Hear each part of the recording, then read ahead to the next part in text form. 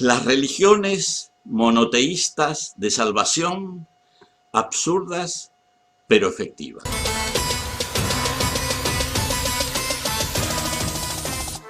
Muchas, tal vez la mayoría de las religiones, se basan en un guión, digamos un cuento legendario, que proporciona los elementos para lograr la salvación del alma, aunque no siempre se aclara en qué consiste esta salvación. Los guiones de distintas religiones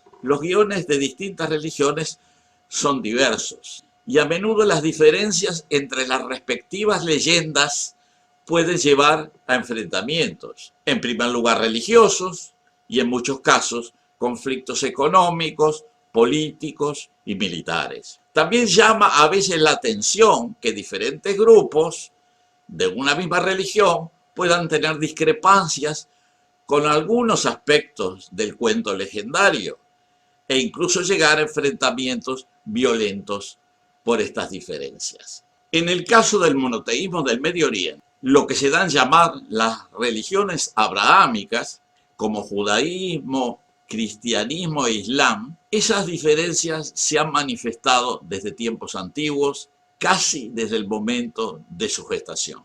Se conocen las discrepancias entre las versiones shia y suní del islam, que prácticamente se remontan a las primeras épocas por la sucesión de Mohammed, que era el profeta de esta religión, en donde su yerno Ali, esposo de su hija Fátima, fue desplazado de su presunto derecho sucesorio para conducir la grey musulmana.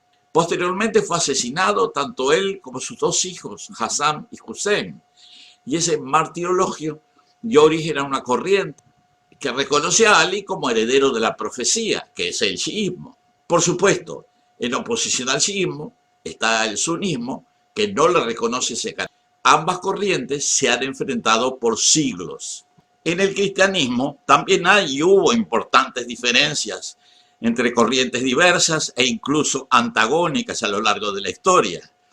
A modo de ejemplo, tomaré un caso casi anecdótico que desarrolló en sus trabajos el lingüista e historiador Kamal Salibi, en donde explica su particular interpretación de esas diferencias en los primeros tiempos del cristianismo. Para esta interpretación del cristianismo arcaico, Salibi se basa en varias fuentes. Obviamente, en primer lugar, los evangelios, que tienen el inconveniente de haber sido escritos varias décadas después de la existencia presunta o real de Jesús, y que además fueron, según este autor, concebidos en gran medida con propósitos políticos, además de religiosos. En segundo lugar, y tal vez principalmente como información complementaria sobre los hechos ocurridos en esos años, utilizó los datos proporcionados por el Corán y otros documentos islámicos que, si bien fueron concebidos en el siglo VII después de Cristo, tuvieron dos ventajas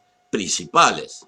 Por un lado, por tener lugar medio milenio después, incluyen información que no está influida por los acontecimientos políticos del primer siglo de nuestra era. Y por otro lado, que recogían datos extremadamente valiosos acerca de las antiguas comunidades cristianas que abundaban en Arabia desde hacía muchos siglos, tal vez más de 10 siglos, y por tanto anteriores al año que ocurrieron las prédicas de Jesús. En resumen, Salibi señala que aparentemente en Arabia había un cristianismo que era varios siglos más antiguo. Estaban constituidos por las comunidades que se denominaron los Nazara o Nazarenos. Reiteró Salibi que estas comunidades eran varios siglos más antiguas que la época del Jesús histórico de los evangelios y que en definitiva era un cristianismo primordial que había sobrevivido en su tierra original, que era Arabia y no Palestina. El Corán asume que el cristianismo de los nazarenos es el verdadero cristianismo y afirma que su fundador, Isa ibn Maryam, o sea, traducido al español, Jesús hijo de María, fue el verdadero Jesús y no el que se afirma que murió en la cruz varios siglos más tarde. O sea que al mismo tiempo el Corán reconoce implícitamente la existencia de otro tipo de cristianismo, supuestamente falso, cuyos seguidores, en grave error, adoraron a ese Jesús posterior como un Dios, sosteniendo que en realidad fue crucificado, cosa que se descarta profundamente en el Corán. Sin embargo, hoy ya sabemos, dice Salibi, que hubo un personaje histórico, lo que podríamos llamar un Jesús histórico, que habría sido ejecutado en la cruz alrededor del año 30 después de Cristo. Además, señala Salibi, ese Jesús en realidad se llamaba Yeshu, más precisamente Yeshu Bar Nagara, y no Isa bin Marión o Isa ibn Marión. Lo poco que se puede saber sobre él, o sea, sobre Yeshu Bar Nagara, proviene básicamente de los evangelios cristianos, donde ciertamente se le dan algunos de los atributos que en realidad provienen del Isa más antiguo. O sea, que según Salibi, apoyándose en el Corán, llega a la conclusión que hubo dos personajes, el antiguo, llamado Isa, hijo de María, o sea, Isa ibn Marión, en el siglo VI a.C., y Yeshu Bar Nagara, que habría predicado a principios del siglo I después de Cristo, y a quien se le terminaron atribuyendo las virtudes legendarias de Isa ibn Marión, que según Saleví habría sido una rama rebelde del sacerdocio israelita salomónico que desde hacía siglos anunciaba su retorno. O sea, que según Saleví, apoyándose en el Corán, se llega a la conclusión que hubo dos personajes, el antiguo, llamado Isa, hijo de María, o sea, Isa ibn Marión, en el siglo VI a.C., y Yeshu Bar Nagara, que habría predicado a principios del siglo I. Primero, y a quien se le terminaron atribuyendo las virtudes legendarias de Isa ibn Marión, que según Saleví habría sido una rama rebelde del sacerdocio israelita salomónico que desde hacía siglos anunciaba su retorno. Insiste Saleví que los evangelios estarían permanentemente atribuyendo a Yeshu las principales características del Isa original más antiguo. Y entonces Saleví se pregunta, ¿cuánto más confunden los evangelios entre el Jesús que era Isa y el que era Yeshu?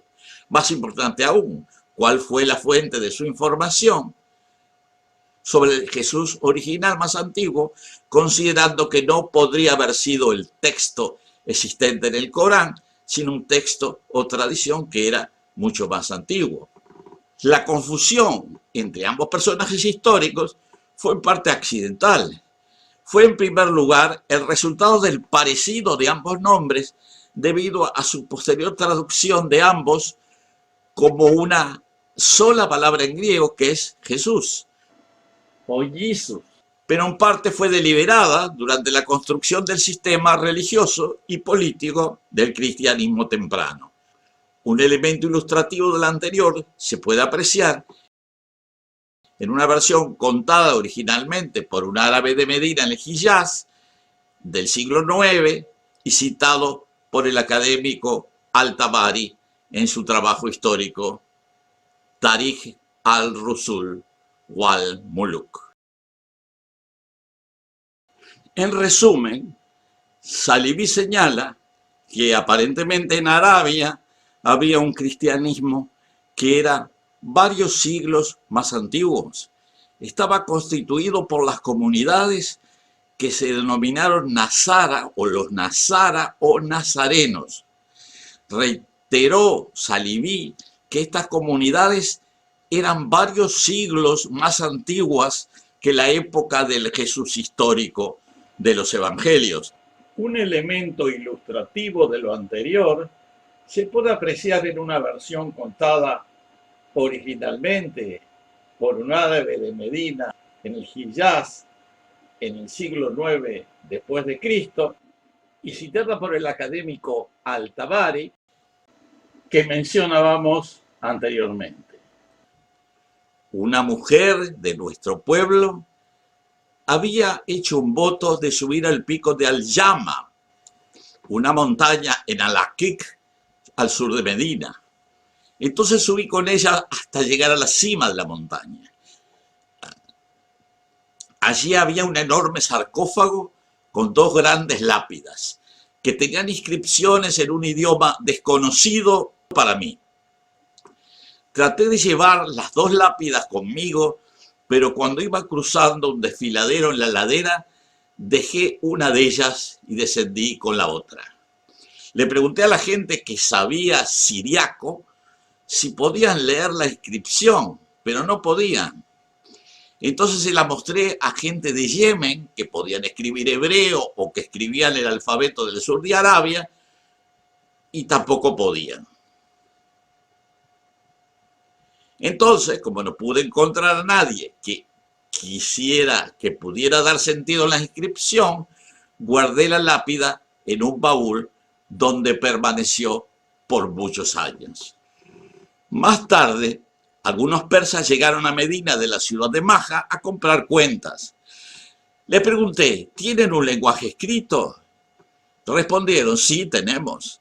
Entonces traje la inscripción para que la viera y la fueron leyendo, pues estaba en su lengua escrita. Decía, esta es la tumba de Isa ibn Mariam, o sea, Jesús hijo de María, el mensajero de Dios a la gente de la tierra. Hay que tener en cuenta que en el siglo VI a.C., Arabia estaba bajo dominio persa. Esta historia no solo confirma que Isa ibn Mariam vivió en el Hiyaz, o sea, la región donde está la Meca, pero también relaciona su vida al periodo de dominio persa en el cercano oriente, que es del 535 al 330 a.C. Además, es importante considerar que Al-Tabari era consciente de que Isa, que había sido sepultado en la cima del monte Yamma, al sur de Medina, era una persona totalmente diferente del Jesús que había sido crucificado en Jerusalén durante el reinado del emperador romano Tiberius. Continuaremos con este tema en una próxima presentación.